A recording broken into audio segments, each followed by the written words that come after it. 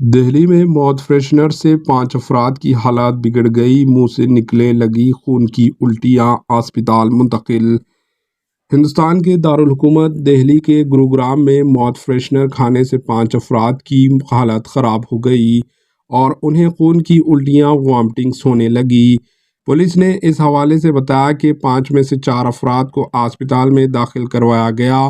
Media reports کے مطابق police میں درج شکایات میں بتایا گیا کہ گریٹر نوئیڈا کے ایک رہائشی انکت کمار نے کہا کہ وہ اپنی اہلیہ اور 4 دوستوں کے ہمراہ سیکٹر 90 میں ایک کیفے میں ہفتے کو ڈنر پر گئے۔